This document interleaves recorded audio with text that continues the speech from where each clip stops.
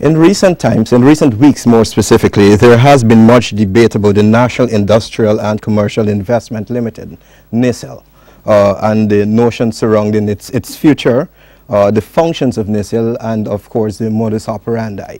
To discuss this entity and this issue tonight with me is a distinguished panel. First, to my immediate left is Mr. Glenn Lal. He's the publisher of the Kaichor News. To Mr. Lal's left is Chartered Accountant and Attorney at Law, Mr. Christopher Ram. And to Mr. Ram's left is Head of the Presidential Secretariat and Secretary to the Cabinet, Dr. Roger Luncheon. Of course, seated next to Dr. Luncheon is the Chief Executive Officer of Nicil, Mr. Winston Brasington. And to his left is the Honorable Minister of Finance, Dr. Ashni Singh. Well, gentlemen, I take this opportunity to welcome you to this very important program. Thank you. All right, I'll first ask you, Dr. Singh, there has been, as I said in my preamble, there has been much debate about Nicil, its future, its modus operandi functions. Why is there in the first place a Nicil? How did Nicil come about? First of all, Michael, let me thank you very much for you and NCN for arranging this program and for inviting all of us to participate in it. You are right in identifying the fact that Nicil has been the subject of considerable public debate in recent days and weeks, and in my own estimation, considerable misinformation and misrepresentation, misinterpretation. Nicil is a company, the National Industrial and Commercial Investments Limited, Inc. It's a company that was registered in 1990, principally as the government's holding company in the sense of the parent company holding government's equity investments in other government companies. So it was registered under the Companies Act. It was designated and made the shareholder, the government's shareholder, in most of government's equity investments in other government companies. So it essentially became the parent company of other government companies. And it has since operated as such, as the holding company or the parent of the group of government public enterprises. It has over the years performed an extremely important role. I think one that has certainly vindicated its establishment, and one that does in some respect point to some amount of foresight, if one might want to describe it in that way, in the original decision to establish such an entity. Over the years we've seen Nicil perform this function, like I said, the function of government owner or government representative as an equity holder. It therefore has an important part to play in the governance of public enterprises or publicly owned, government-owned companies. It has acted as government representative at AGMs, etc., and in the governance architecture of government companies. And with the passage of time, of course, this role has evolved. It has also played in more recent times an important role in catalyzing important investments, and I can come back to that shortly if you wish. But like I said, the genesis of Nicil was this function, the function of acting as holding company, parent company of government investments. And with the benefit of hindsight now, that has certainly proven to be an extremely important function. And I have no doubt in my mind that Nicil has discharged its obligations in this regard in a most commendable manner. Like I said, I could also offer you some thoughts on how the role has evolved over time, but I'll probably save that for a little bit later. Okay, I'll take this opportunity to announce that we've also invited Alliance to Change executives Kemraj Ramchitan and Moses Nagmutu, who, as far as I was indicated to just moments before the show began, will not be part of this discussion. I'm not going to go in any particular order. My next question would be to you, Mr. Ram.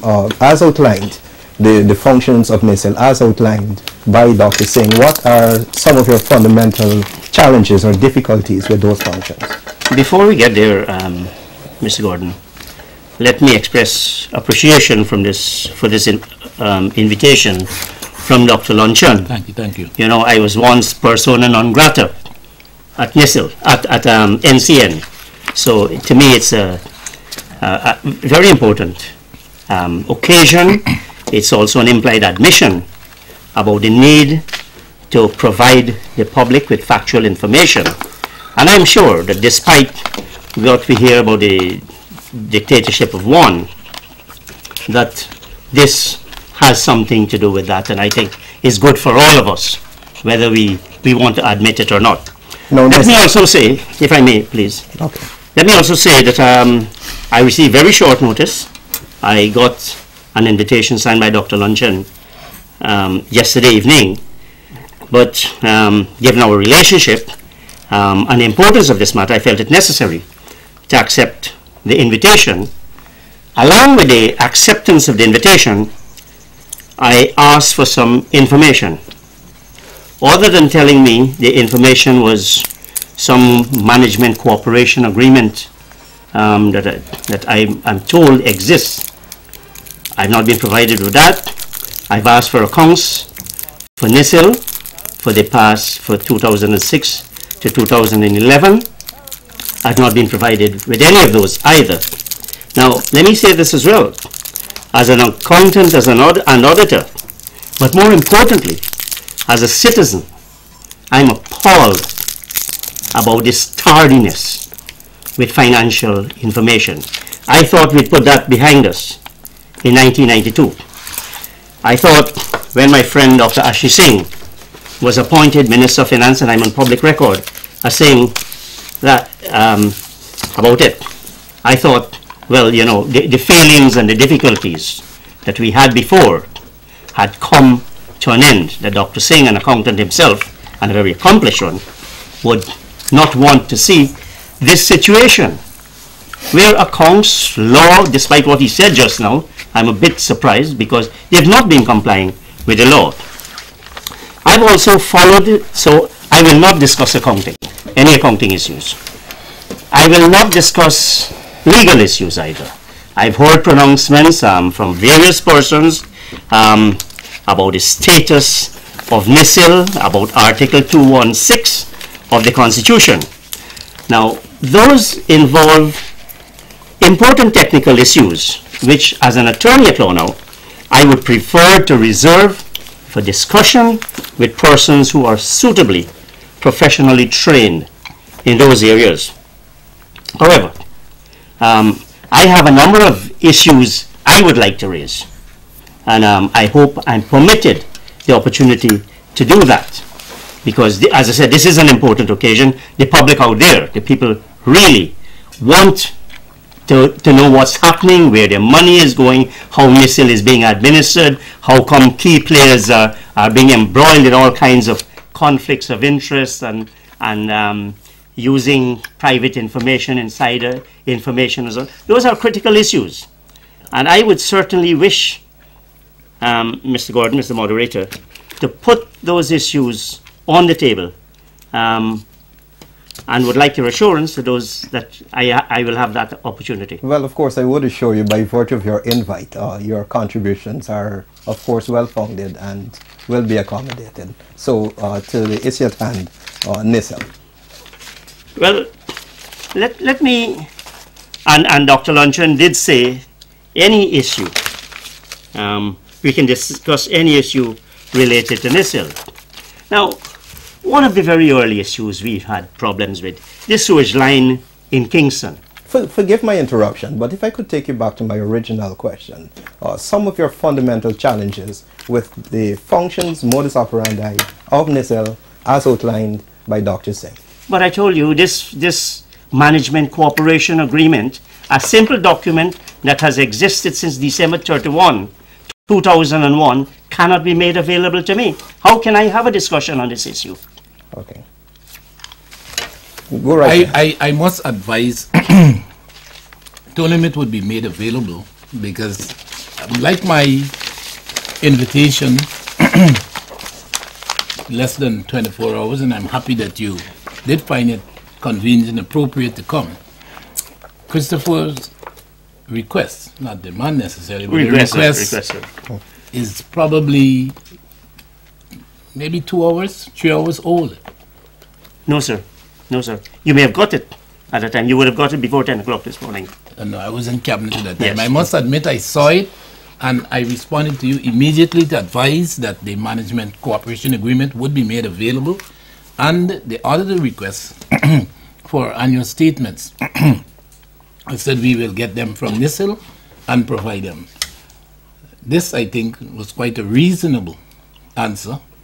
Having sometime, if you check, you would see sometime about between 3 and 4, when I saw what your requests were and advising me that you would participate. But even though Christopher hasn't answered the question that you posed to him, I still think it is germane, because much of what has happened over the last couple of months in the media, in particular dealing with Nicil, are matters that have attracted quite a bit of sensationalism. And indeed, he's correct that we need to identify, put our fingers on the issues, and to offer our Guyanese citizens and all those in the world who are interested in taking this matter to finality, to having a complete exposition, occasions such as these. And I think this was the reason why I was prompted to invite Christopher. I was prompted to invite MP Ramjitan and Nagamutu, our friend and mighty publisher of Kaichur News, Glenn Lal, because I felt that they have had a role, quite a significant role, in bringing to their public attention quite a bit of misinformation, quite a bit of misinterpretation, quite a bit of what I consider libelous and scandalous accusations and allegations. And I thought that this would be an appropriate place for us to go into details as to why, what is the basis for many of these statements, and indeed response to the first question you asked: what is your beef? What exactly, Chris, is the beef about Nicil? Of course, I've heard. I think I've answered that question twice. And I need to see that management cooperation agreement. And let me say this, what you didn't announce. These are 3 men. They're the top honchos in Nicil. They know everything. They've got all the figures. We don't have anything. At times, we can speculate. At times, we extrapolate. But I don't think, and I hope Dr. Luncheon is not suggesting that Mr. Glenn Lal, well, I can speak for myself. He's not suggesting that I would deliberately try to put any misinformation out there.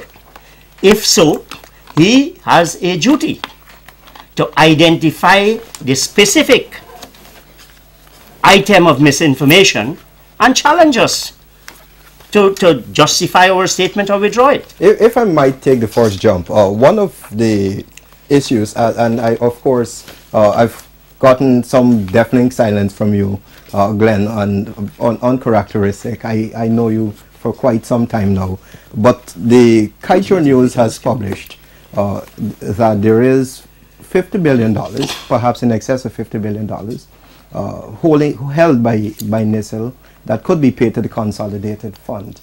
The government has responded to that by saying something more or less that is not so. The government disagrees with such a publication. And what I would ask you to do as a publisher of the Kaichur newspaper, if there is anything in your possession to substantiate such publications. Thank you, Mr. Moderator. Okay. Members of the panel, good evening. Like Mr. Ram, I am also surprised. And I find it strange that we were giving a 24-hour notice to come on this panel. Nevertheless, I have been behind Mr. Brassington quite some time now for a one-on-one interview on so many issues that has been, I felt, affecting this nation. I am very happy that Guyana is moving in a new direction. I could say this without a fuss, that I am very much surprised that this panel has been put together. I guess it's because of the change of leadership. I don't know what will come out of this meeting or discussion at this time. What I do know for sure, not even 100 programs like this will be enough to clarify the many burning issues of Nicil that has been facing this nation. I do look forward in the future to many more discussions, whether private or in public. To answer your question about it, Kaicho News published the $50 billion story. The Kaicho News did not publish, Kaicho News was not responsible for that. That came out of the mouth of the politicians. Like who I am, the publisher, we are only the vehicle of what the politicians say. Just like you can see. Yeah. Right? So we just carry what the politicians say. I wasn't, or my people wasn't responsible for that article. So most unusual response, though, you must admit, Ben. I want to believe that the more enlightened among the media practitioners surely would want to concede that I don't have an obligation to carry anything that comes from the mouth. Heaven forbid politicians, or for that matter, the mouth of anyone.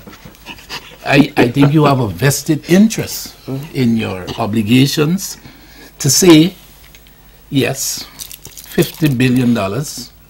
I have spoken to Chris. Let's imagine it's Chris who said that. Not that I recognize you as a politician, but if $50 billion came from Chris, my publication of $50 billion would identify that Chris's statement is actually based on this fact, this accounting principle, this method of valuation, something like that. I don't believe you can escape criticism as a publisher by just carrying it and saying it came from the mouth of politicians. I think this is clearly unsuitable for a publicist, particularly from one that has over time attempted to convey that this is a search for the truth that motivates the leadership, the editors, and such like at Kaicho News. Gentlemen, the initial segment of this discussion has gone. We have to break now for the lotto draw. But when we return, I'll ask, immediately upon our return, I'll ask Mr. Lal to respond to Dr. Lunchen's comments. So we'd have to...